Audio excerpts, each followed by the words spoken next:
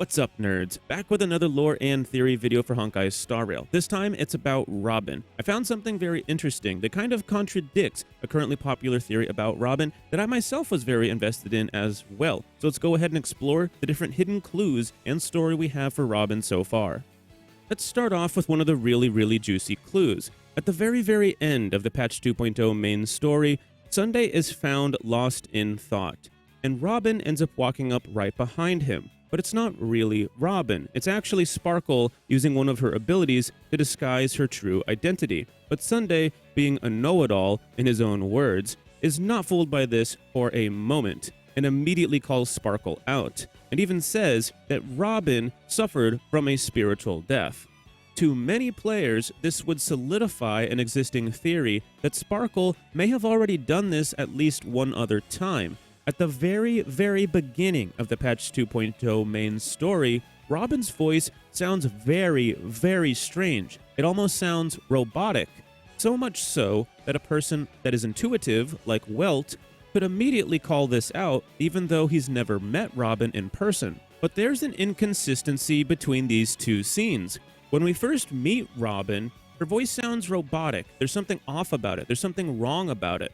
But when Sparkle impersonates Robin, there isn't a robotic sound to it. It sounds perfectly fine. Sparkle may have even gotten away with it if Sunday didn't already know the truth. So what's going on with that? I don't think the developers could have been so lazy to have overlooked this, because when Sparkle is disguised as Sampo, Sampo doesn't sound robotic or strange. It just doesn't sound like the type of things that Sampo would say, with the type of inflections that Sampo would say them in. And we only notice that after an extended period of time with Sparkle while she's disguised as Sampo. Robin literally sounds robotic, or like something is actually wrong with her voice. It sounds very off-putting. I couldn't really find a good explanation for why Robin's voice would sound so strange. Some might say the entire thing was an illusion made by a Memokeeper or by Sparkle, but why is only Robin's voice the one that sounds strange? And then, while I was exploring Penacony, I noticed something. Many of Penacony's citizens are quite literally robots or robotic, and their voice sounds very similar to Robin's when her voice changes and sounds robotic. This damp will affect my joints.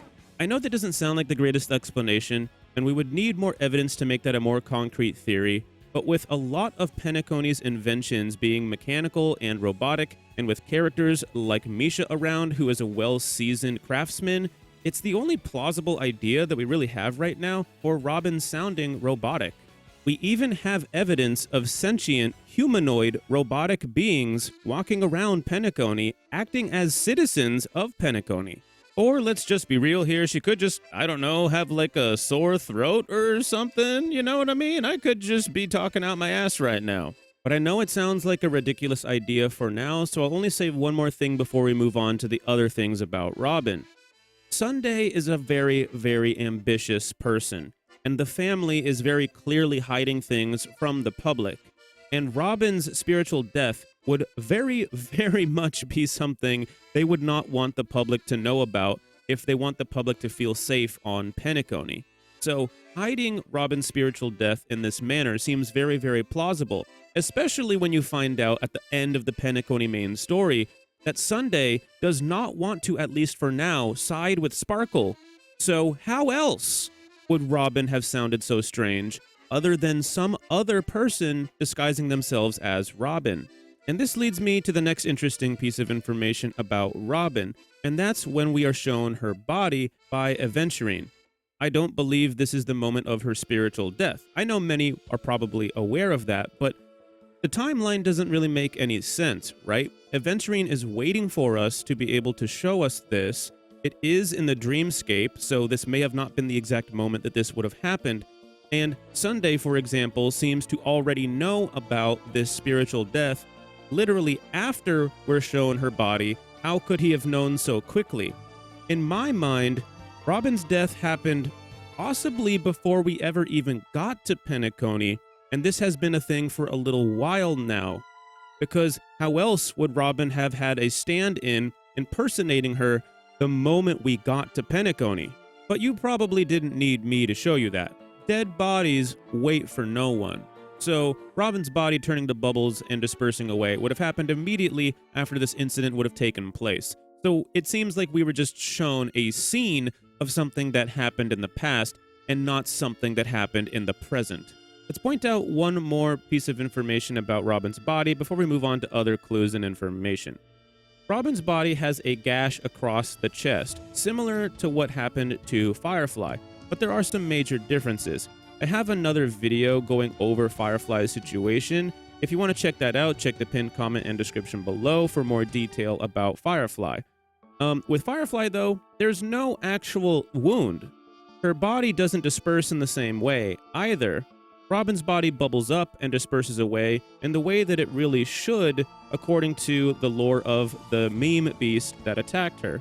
But with Firefly, it starts to bubble, but then doesn't disperse in the same way. The bubble sort of pops and splats. Now, there might be some really good reasons for that. I don't think Firefly is dead, at least not yet. She may have not even been a real true entity in the same way that others might have been in the dreamscape. There's a lot more on that. Go check the other theory video, for example, for more information on that. But despite the similarities, there are some differences with Firefly and Robin's death scenes. And I do think that Robin probably was attacked by either the same beast or maybe a similar beast to the one that attacked Firefly. So let's move on because we don't have more evidence that really is concrete to go off with that right now. It is at this time that I would like to point out that I don't think Robin or Firefly, for that matter, are dead, at least not yet. Don't get me wrong, I think that we're going to see some death on Penacony and probably more than one. And I'm excited for that because I think that without the fear of death, our actions hold far less weight. And I think some darkness and drama are something that players could really use in the suspense of this game. And say what you will, but no, I'm not coping or simping. Robin and Firefly are just not really my style. I want some maturity. I want some thickness, okay? I'm talking about Kafka. I'm talking about Black Swan. I'm talking about Hanya. I want some booty on that. Besides, I like some maturity and some edginess to the characters that I personally enjoy. And Robin and Firefly look like they just walked out of Sunday school.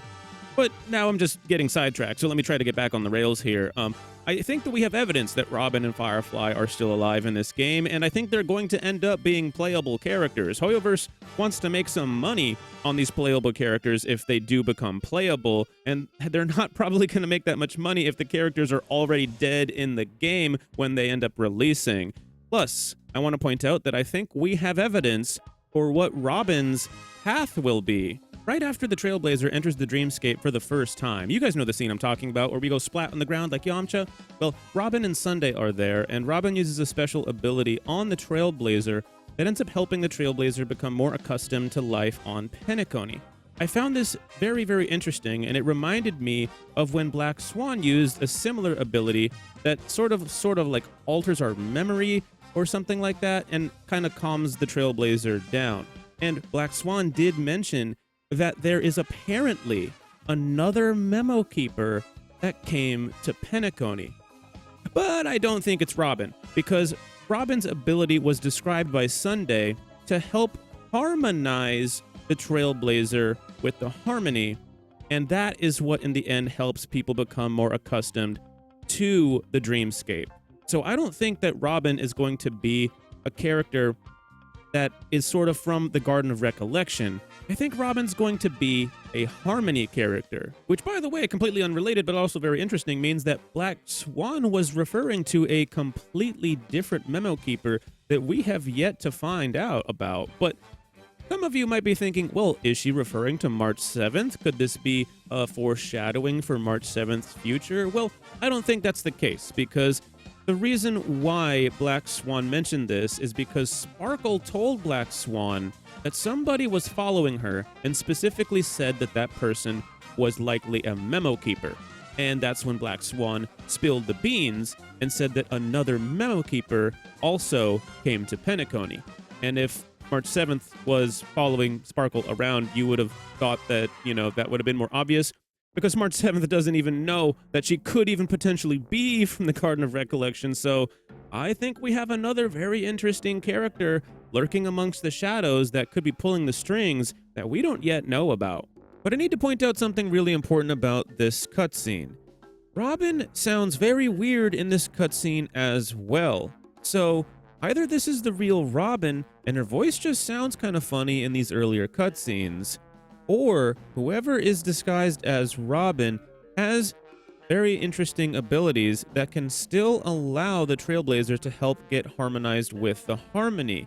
And whatever the heck is going on here, clearly Sunday must be in on this whole thing, because there's no way this weird sounding Robin in front of him went unnoticed. He claims to be a know-it-all. So whatever is going on, Sunday knows about it. So either this is the real Robin, or this is a stand-in for Robin that has harmony-like abilities, or it is a person that is standing in for Robin from the Garden of Recollection who can help alter memories like Black Swan can. And interestingly, Sunday speaks about the Garden of Recollection during this cutscene. But I could just be waffling about and Robin might just, I don't know, have a sore throat or something like that. But either way, there is something a little bit fishy going on, because Robin is supposed to have a performance coming up soon in the Charmony Festival, and she's got something going on with her voice. But let's move on to something else. Aventurine gives us a choice to side with him or not. If you choose not to side with him, you can try to leave the building during this moment before we see Robin's body. And if you do that, there's an alternative ending. There's no sort of benefit to doing this. It's just a fun little Easter egg. I'll post a video about that in the pinned comment and description below as well, probably like shortly after I make this video. Anyways, if you side with Aventurine, which you're forced to do eventually, he will show you the truth. He'll show you Robin's body, which basically tells us that the family are hiding things from us, and that Penacony's dreamscape is not as safe as people would like to lead you to believe. Aventurine shows us Robin's body after he has an interaction with Sparkle. After his interaction with Sparkle, he says that he's going to have to meet up with the family again. But I don't think that Aventurine shows us Robin's body acting in accordance with the family. This seems like something that he's done acting on his own. He seems to be playing both sides. As he said, he doesn't like making deals where he's on the losing side. So I think that he's a little bit of a fence sitter right now with a lot of different people to gain information and to gain a little bit of an upper hand, so that when he finally makes his gamble, it's on a winning bet.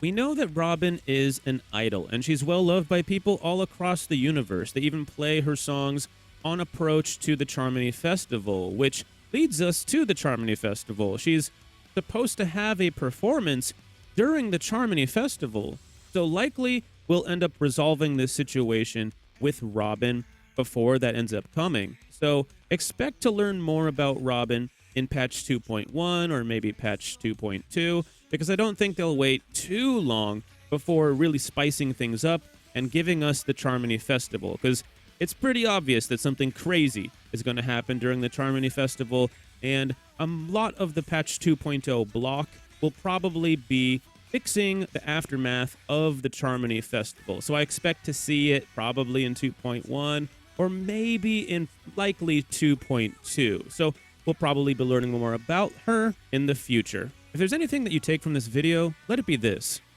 don't judge a book by its cover, especially when it comes to Penacony. If you enjoyed this, consider leaving a like and subscribe. Let me know what your thoughts are on this. Let me know if there's any other ideas you have in the comments, anything I may have missed. Constructive criticism is always appreciated, and I'll see you in the next one. Peace out.